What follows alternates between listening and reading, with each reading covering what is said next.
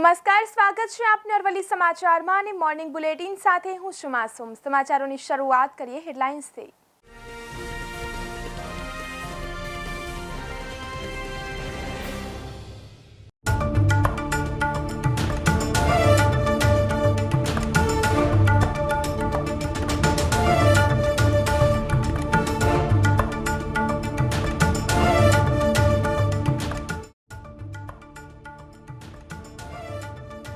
રાજ્યમાં ગરમી 2 થી 4 ડિગ્રી ઘટી શકે। 10 થી 16 કિલોમીટરની ગતિના પવનથી ગરમી 1 ડિગ્રી ઘટી।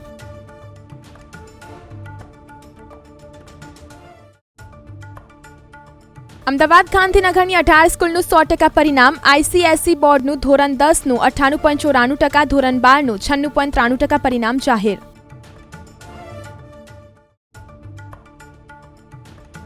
ભારતીય જ્ઞાન પરંપરા પર આધારિત અભ્યાસક્રમ જીટીયુમાં વેદ, ઉપનિષદ, ગીતા, વાસ્તુશાસ્ત્રના કોર્સ શરૂ કરાશે।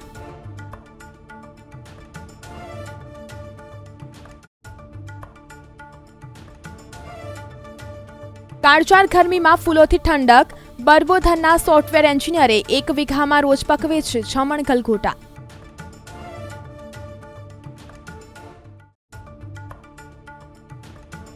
અગિયાર કિલોમીટરના દરિયાઈ પવનોથી પારો 2 ડિગ્રી ગગડીને 34.3। 3 દિવસમાં તાપમાનમાં 8.3 ડિગ્રીના ઘટાડાથી રાહત।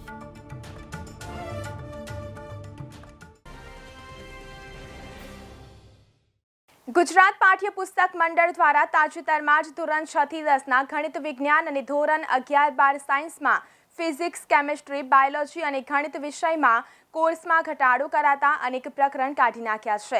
ધોરણ 6 થી 12માં કુલ 43 જેટલા પ્રકરણ સંપૂર્ણ રદ કરી દેવાયા છે, જ્યારે 200થી વધુ નાના મોટા મુદ્દાઓ રદ કરી નાખ્યા છે।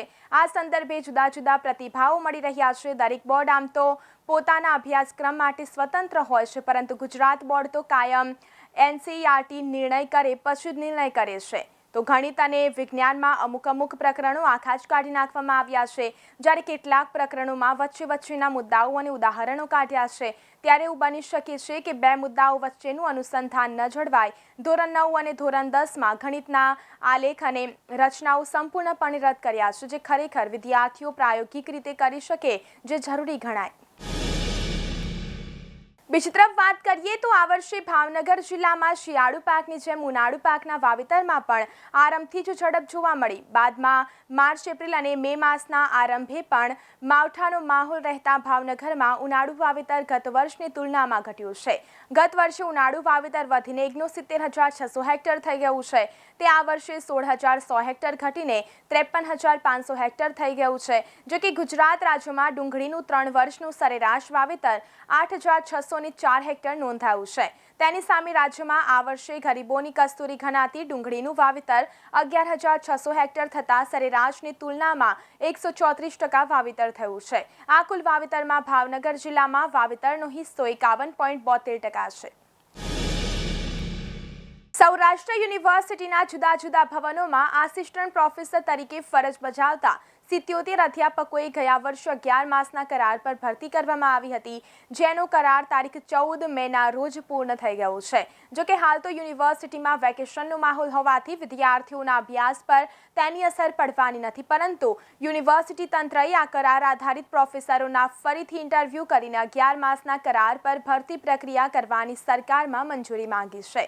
સરકારમાંથી આ બાબતે મંજૂરી મળ્યા બાદ આગામી દિવસોમાં ફરી કરાર આધારિત પ્રોફેસરોની ભરતીના ઇન્ટરવ્યૂ યોજવામાં આવશે। સોરઠ પંથકમાં ઉનાળાની સિઝનમાં પણ માવઠાનો દોર યથાવત રહ્યો હતો અને પાકને વ્યાપક નુકસાન પહોંચાડ્યું હતું। જો કે છેલ્લા 4-5 દિવસથી ગરમી અને લૂ વરસી રહી છે, પરંતુ હવે ગરમીમાં ઘટાડો જોવા મળશે।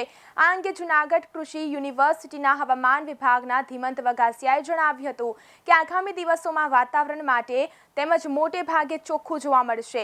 વરસાદની શક્યતાઓ આ સમય દરમિયાન નહીવત છે, તેમજ મહત્તમ તાપમાન સામાન્ય કે તેના કરતાં ઓછું જોવા મળશે, એટલે કે મહત્તમ તાપમાન 39 થી 40ની આસપાસ મોટાભાગના દિવસોમાં જોવા મળશે, જેને લઈને આગોતરું વાવેતર કરતા ખેડૂત મિત્રો કે જેની પાસે પિયતની પૂરતી સગવડ હોય તેને આ સમય દરમિયાન મગફળીની સારી જાત પસંદ કરીને વાવેતર હાથ ધરવું જોઈએ। બીજી તરફ વાત કરીએ તો સુરત અને તાપી જિલ્લામાં 2.5 લાખ જેટલા પશુપાલકો વ્યવસાય કરે છે. સુમુલ ડેરી સાથે જોડાયેલા પશુપાલકો માટે ખૂબ મોટા સમાચાર આવ્યા છે. આ વખતે બોનસના ભાગરૂપે ઐતિહાસિક રકમ પશુપાલકોને આપવાની જાહેરાત કરવામાં આવી છે. સુમુલ ડેરીના સંચાલકો દ્વારા પશુપાલકો માટે સમયાંતરે રાહતના સમાચાર આપવામાં આવતા હોય છે. જે રીતે પશુપાલકોના ઉત્પાદન ખર્ચમાં વધારો થઈ રહ્યો છે તે જોતા સુમુલ ડેરીના સંચાલકો સતત ખેડૂતોને પોષણક્ષમ ભાવ મળે તેના માટે નિર્ણયો લેતા રહે છે. તેમજ સુમુલ ડેરી દ્વારા જે બોનસની જાહેરાત કરવામાં આવી છે તે આ વખતે ઐતિહાસિક બોનસ 305 કરોડ સુમુલ ડેરી દ્વારા પશુપાલકોને ચૂકવવામાં આવશે, જેને લઈને પશુપાલકોમાં આનંદની લહેર જોવા મળી રહી છે. બીજી તરફ નજર કરીએ તો શહેરમાં હીરા કારખાનામાં વેકેશન શરૂ થઈ ગયા છે, પરંતુ જે કંપનીઓ શરૂ છે તેમને 10 થી 20% સુધી મજૂરીમાં ઘટાડો કરી દીધો છે. હીરાના વેપારી મંદીમાં ઘરકાવ થઈ રહ્યું છે. ખાસ કરીને છેલ્લા 9 થી 10 મહિનાથી હીરા ઉદ્યોગમાં ડિમાન્ડ ઓછી જોવા મળી રહી છે. કોરોના સમયમાં હીરાની માંગ ઓલ ટાઈમ હાઈ હતી. વર્ષ 2021-22માં all time high cut and polished હીરાનું એક્સપોર્ટ થયું હતું, પરંતુ આ વર્ષે હીરા ઉદ્યોગમાં માઠી અસર જોવા મળી રહી છે. ભારતમાં જે હીરાનું કટ એન્ડ પોલિશ્ડ થાય છે તે હીરા સૌથી વધારે એક્સપોર્ટ અમેરિકામાં થાય છે. હાલ અમેરિકામાં મંદીનું વાતાવરણ છે, જેને લઈને જ્વેલરી અને ડાયમંડની માંગમાં ઘટાડો જોવા મળી રહ્યો છે, જેની અસર સુરતના હીરા ઉદ્યોગ પર પડી છે, જેને લઈને શહેરની નાની મોટી કંપનીઓ દ્વારા વેકેશન રાખી દેવાયા છે. સામાન્ય રીતે હીરાની ફેકલ્ટીઓમાં તેમજ ફેક્ટરીઓમાં 7 થી 10 દિવસનું વેકેશન રાખવામાં આવે છે, પરંતુ આ વર્ષે 20 દિવસથી લઈને 30 દિવસ સુધીના વેકેશન જાહેર કરવામાં આવ્યા છે. પરંતુ શહેરમાં અમુક કંપનીઓએ વેકેશન જાહેર કર્યા નથી. જે કંપનીઓએ વેકેશન જાહેર કર્યા નથી તેમને કટ એન્ડ પોલિશ્ડ માટેની મજૂરીમાં તેમજ 20 થી 30% સુધીનો ઘટાડો કર્યો છે. દરિયાઈ પવનો સક્રિય થતા શહેરમાં સતત ત્રીજા દિવસે ગરમીનો પારો ગગડ્યો છે. 3 દિવસમાં જ મહત્તમ તાપમાન 8 થી 3 ડિગ્રીનો નોંધપાત્ર ઘટાડોથી પારો 35ને નીચે સરકી ગયો છે. રવિવારે શહેરમાં 11 કિલોમીટરની ઝડપે દરિયાઈ પવનો ફૂંકાયા હતા.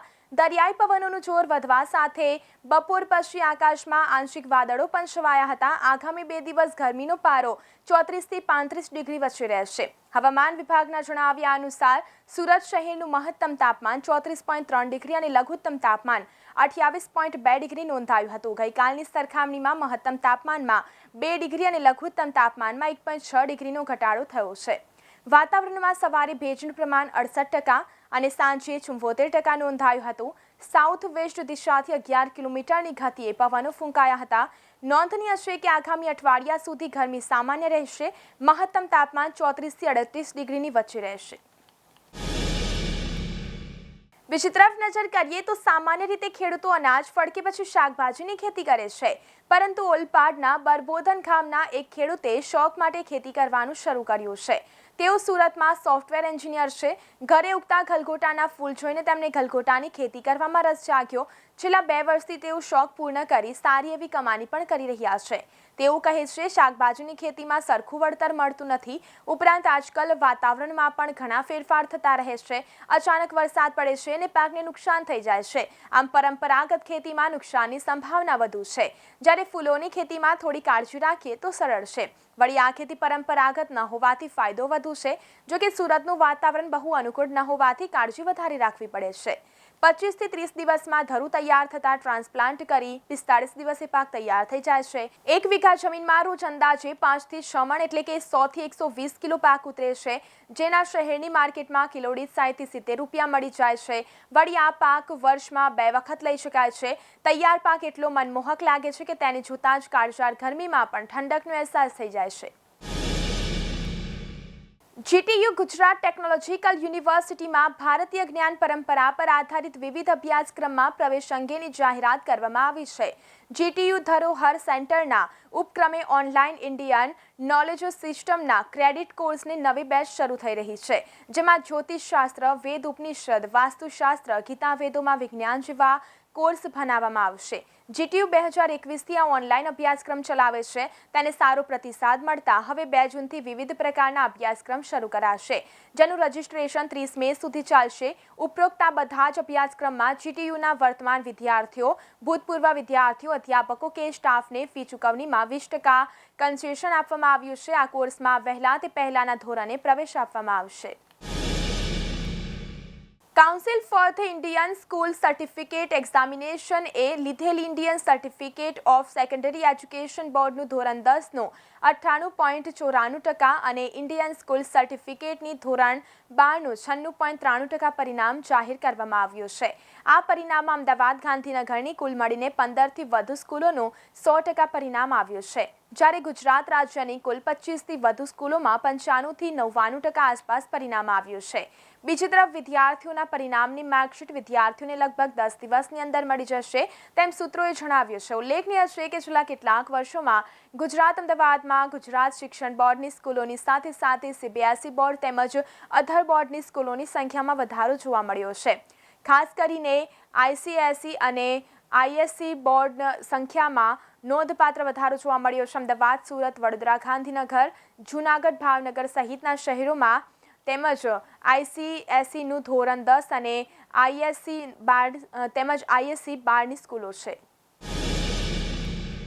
બીજી તરફ વાત કરીએ તો આગામી 24 કલાકમાં હીટવેવનું જોર ઘટવાની શક્યતાને પગલે અમદાવાદ સહિત મોટાભાગના શહેરોના મહત્તમ તાપમાનમાં 2 થી 4 ડિગ્રીનો ઘટાડો થવાની વકી હવામાન વિભાગે વ્યક્ત કરી છે.